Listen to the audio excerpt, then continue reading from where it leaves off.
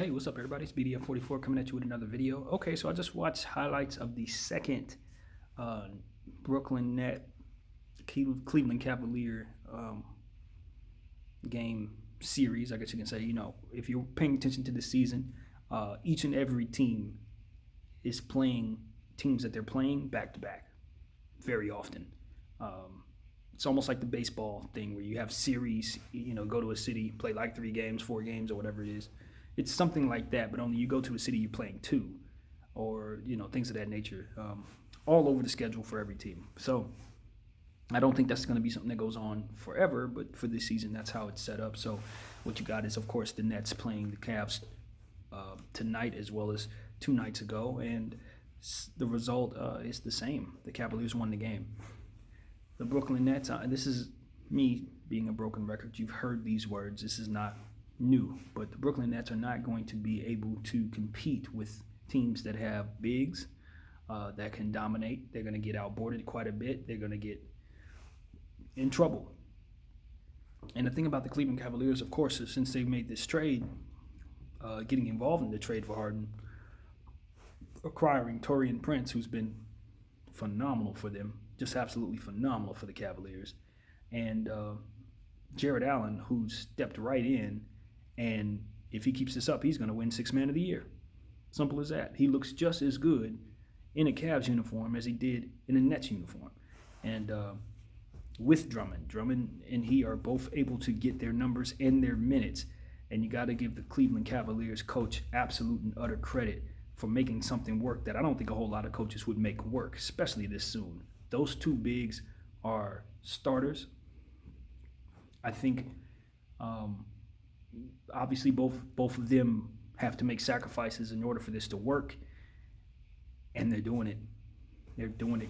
Like I said yesterday in my video, Cleveland's got a good thing going. Their locker room energy reminds me of the Laker locker room energy last year. Everybody's happy to be on the team. Everybody's playing for one another.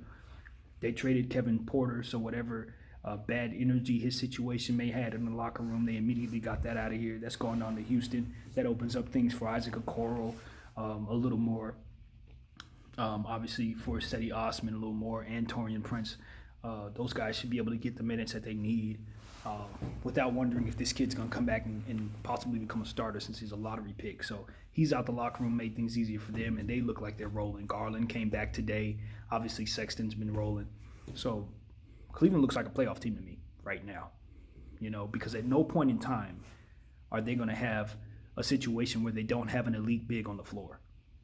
And that's dangerous for any team that's facing them, especially teams like Brooklyn and Boston. Neither one of them want to play Cleveland in a 7-game series today. They don't have the size. And Sexton and Garland are good enough to make you pay for not having size as closers and scorers. Cleveland's dangerous. They're very, very dangerous. They are a different team after making that trade. It made them deeper, it made them bigger, and it made it so that Drummond has no pressure to be a shot blocker. He can focus more so on doing what he does best, which is rebounding, scoring, and just doing the things like that. He doesn't have to take on any of these assignments. If they run into a Jokic, that's Allen's game. They run into Joel Embiid, they both take turns. That's Allen's game. Like, that is perfect. I told you guys about that guy Kobe in Cleveland. He's no joke. Pay attention to their GM. He's doing some real things down there. And you can't help but appreciate that they were able to beat the Nets twice in a row. And not only that, but I don't think that's an anomaly. The Nets do not match up well with this team. That's what you guys are going to have to understand right here and now. If this keeps up, if they have to see them in the playoffs, they're going to have problems with Cleveland. So I think look, we all know what the Nets have to do. I said it in the last video. I said it many videos ago. They have to trade Kyrie Irving for the pieces that they need to make them a more cohesive bunch. I understand them making the deal that they made. I would have done it too. But they understand at this point, because of it, that they are an incomplete basketball club, and effort is not the problem. I heard James Harden talk about effort. They're going to have to, figure things out, play better defensively. That's not the problem. I'm sorry, James, it's not. They got you down there trying to guard 4s. They got you down there trying to guard 5s. They had him posting up in the paint with Jarrett Allen. Jarrett Allen just shot a little hook shot over him. I mean, they dumped it down to Jarrett like 3 times, and this is with Drummond on the bench. I mean, that's a recipe for disaster for the Nets and a recipe for success for anyone. And I mean, anybody that has to face them. The thing about the way their offense looks, and it's early on, so they're going to figure out how this works. But what I think they're going to have to understand is James Harden, though he's willing to make the sacrifices necessary to become the facilitator of this basketball club, and Kyrie Irving is going to be able to get the shots that he wants and things of that nature because of it.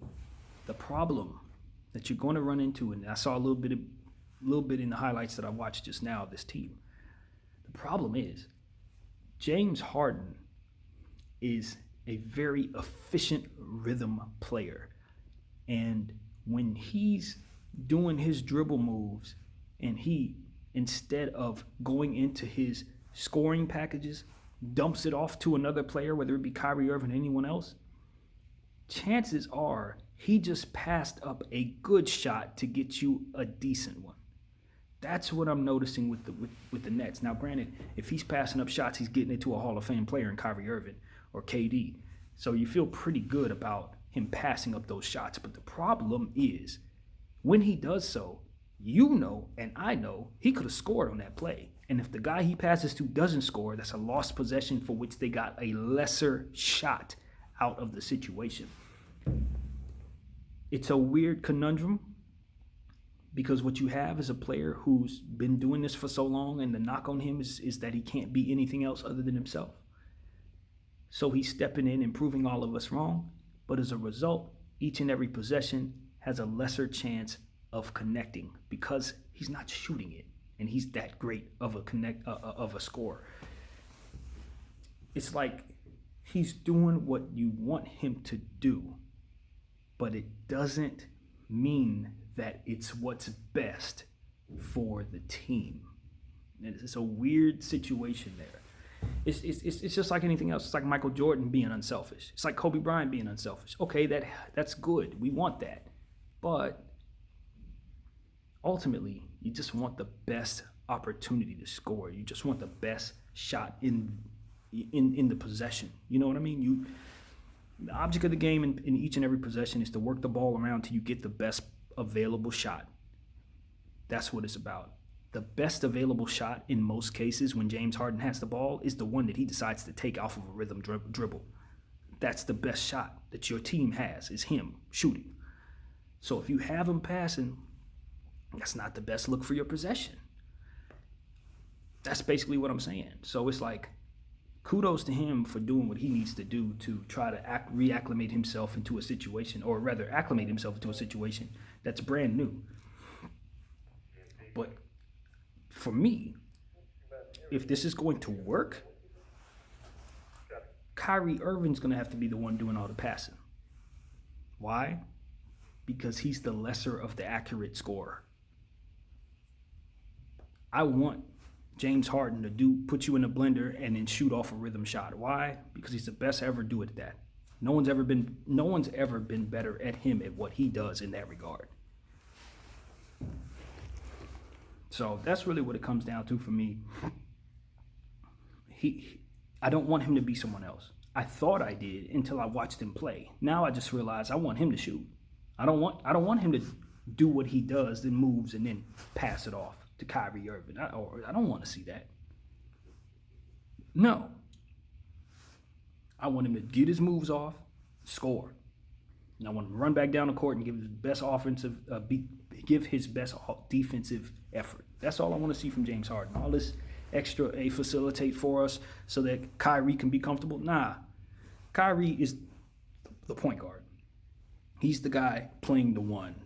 He's the lesser of the efficient 3 starters. Okay? It's Kevin Durant's the most efficient. James Harden's second. Kyrie is obviously third. He should be the one taking the less shots. He should be the one making the sacrifices to assure that James Harden gets the ball in his spots and KD gets the ball in his spots. That's what you need from Kyrie. Now, if you're asking James Harden to do that, James Harden's capable. But it doesn't mean that gives you the best opportunity to score. The end. That's all there is to say about that. Now, there's a second team that I'd like to talk about because I watched the Lakers and the Bucks last night. my Lakers got a good look at the Bucks, and Giannis didn't play his best game. People were talking about how he was forcing things. I agree, he didn't look like himself. He said some things at the end of the game that alluded to what seemed like someone who wants their coach to be fired. Now, I don't remember exactly what he said, so I'm paraphrasing, but essentially what he was saying is we have to make adjustments of some sort. He wants to see adjustments made. I personally think, and this is just my gut, I personally think he's not 100% secure with the decision that he made to resign with the Bucks. I'm not saying he's having second thoughts, but I am saying that he made that decision to relieve others of their burden in the situation. I don't think he necessarily did it because he was certain it was the right move for him. Now, did he want to go back to Milwaukee? I think so. A 5-year deal to go back to Milwaukee? I wouldn't have signed that. I would have signed a 1-and-1 or maybe even a 3 of some sort. 5 years is too much to give to a franchise that has not proven to you that they can get it done. Now, we know that they've done some good things for their roster, certainly. And we know that they've amended well off of the botched trade for Bojan, even though I think that was addition by subtraction because, quite frankly, Bojan is hurt, and the player that they were planning on trading Bojan for is playing great. So, you want to give them credit for what it is that they're doing. The problem that I'm running into with the Bucks, and I saw this yesterday, I don't watch a whole lot of them, but what I saw from them yesterday is they tend to play wacky defense schematically. It's not the players necessarily. What I saw down there was just a team standing in no man's land while my team shot the ball exquisitely. KCP is scoring the ball from the three-point line better than anyone else in the league right now. Best three-point shooter percentage-wise there is. And he was getting open threes. LeBron James is LeBron James. He was getting open threes. Milwaukee can't win that way. And quite honestly, they would be wise to get rid of anyone who would even implement such a defense, in my opinion. When you're playing against the Lakers, you're playing against a team that just won a championship, they upgraded their shooting situation, and you're letting them get open threes. But the thing about their defense that really was glaring as well is they were kind of clogging the mid-range. They weren't even clogging the paint. We were still getting scores inside. It was like they were guarding the mid-range. That's what it seemed like. It's like they were standing in no man's land or something. They were giving three-point shooters their shot, and offensive players were able to penetrate past their defense to get to the hole. So it's like, what are exactly you guys doing? It looked like they were running some type of weird mid-range defending zone. My thing is, if you're playing against LaMarcus Aldridge, playing against Patrick Williams, who shoots the mid-range as he develops, you'll see that. You'll see what I'm talking about. Kawhi Leonard, CJ McCollum. If you're playing against those kind of guys, yes, that kind of defense is probably going to help you in certain situations because it will, in fact, take away the mid-range. But if we're shooting threes and we got guys dumping it down into the paint, like Trez getting dumped into the paint, he just dunking all over the place looking like a gorilla. You have got to do something other than that. You can't just keep running the same stuff, giving guys open threes. I mean, we had every look we ever wanted and we were hitting them. And it was a close game. So if we don't hit a couple of those shots, they probably win. But because they gave us those shots, they were easily taken, they were easy to make. I don't follow Mike Budenholzer. I think he did a pretty good job in Atlanta from what I saw from afar. I know he comes from that Popovich tree, so I know he knows his game.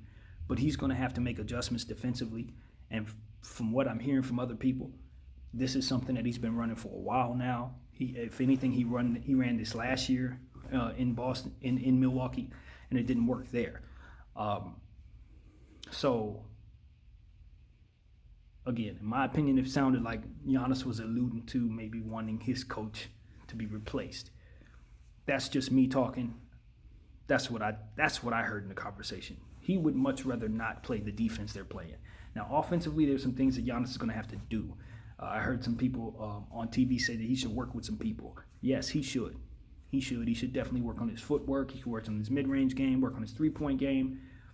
Don't be afraid to take on some new stuff, Giannis. That's what I would tell him if I knew him. Don't be afraid to take on some new moves. That's going to help you get to the next level. We already know you're an elite athlete. We already know you're an elite human specimen. You're going to move. You're going to cover more ground than an average human being. You're going to stretch out and be able to do things most can't.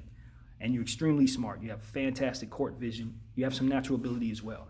But your basketball mechanics must get better. Your ball handling must get better.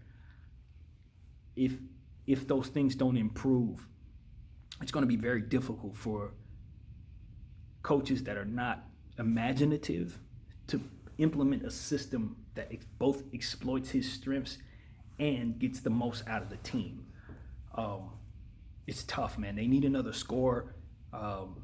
Probably someone like a Kyle Kuzma type, somebody who can play maybe the 3, the 4 spot. I love Middleton, you keep him. I love Drew Holiday, you keep him. But they need another guy, take a little pressure off of Giannis. Maybe like a young Carmelo Anthony type. Somebody like that who they can get the ball to, probably not playing the point guard position necessarily, but they can get the ball to a Bradley Beal, somebody like that, Booker, score, so that the things that Giannis does can open up for him a bit, and he doesn't have to just continuously try to drive down the lane on every play, because it doesn't really work. It doesn't work. Gilbert Arenas alluded to this on a podcast. He was saying that both Giannis and James Harden play the same way, downhill. But the difference between him and James Harden is James Harden has moves and mid-range and three-point shots and things of that nature, and it's good from the line. It makes it so that he's much more difficult to guard than Giannis. Giannis, once you understand what it is he's trying to do, it's pretty easy to scheme against it, to be honest with you, especially in a 7-game series. He's still going to get his points, but how he gets them, how much bumping he needs to do, how many bodies he gets thrown at him from game to game, all of that stuff is really easy to kind of prepare for because of how one-dimensional he appears to be at this time. So he's still a young player, believe it or not. Even though he has 2 MVPs, he's not even 30 yet. I don't even know if Giannis is 28 yet. So I think if he continues to work his way around NBA circles to get the right workouts, get the right players to help him with his footwork, help him with his game, he's going to get where he wants to go. I don't think Giannis is the type of guy who's so stuck in his ways that he's not going to improve. He spent his whole career developing into the player that he is, so it stands to reason that he can definitely pick up some new tricks. And I'm looking forward to seeing it. You know, when a guy is loyal, you want to see him succeed. You want loyalty to be rewarded, and I'm hopeful. As a Laker fan, I don't want to see him win nothing. But if for some reason one of these years we're not there, I would love to see Giannis hoist a trophy for Milwaukee. But he's not going to be able to pull that off unless the team gets better and he gets better. So they're a little ways back away. I think he took a step back, as they did as a team. Not him, but as a team, the Bucks took a step back. Even though they're front heavier, Drew Holiday certainly makes them a better team. Bobby Portis is a fantastic piece. They got pieces, but there's some things missing, and I think most of what's missing is just in the way that they scheme, both offensively and defensively, and that's a Budenholzer thing. So, I'm looking forward to seeing them try to get that together. And I don't watch Milwaukee enough to really know what's popping, but if this has been a lasting thing where Budenholzer just gives up threes all game, you need to fire him today. Like, you don't even wait. I'm one of those people that believe in stopping the bleeding. If something's not working, the adjustments didn't work, you got to move the guy out. Don't wait, especially when you're dealing with a team like this. The last thing you want to find yourself being is in a James Harden situation 2 years from now, a year from now, where Giannis is sitting there saying, I love Milwaukee, but I just couldn't make it work.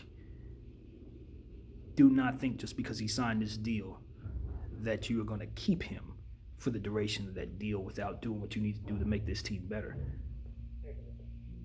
If James Harden can get traded, Giannis can definitely demand a trade and get that done. And we don't want that for Milwaukee. I don't think any real fan wants to see that happen. So Milwaukee got to get their crap together. And I don't know if it's an easy fix, but it is a good first step. You got to fire Budenholzer, and you got to do it soon. That's my opinion. You ain't got to run with that, but it is what it is. Anyway, It's about a 20-minute video. Thank you guys for watching. My name is BDF44. I'm out.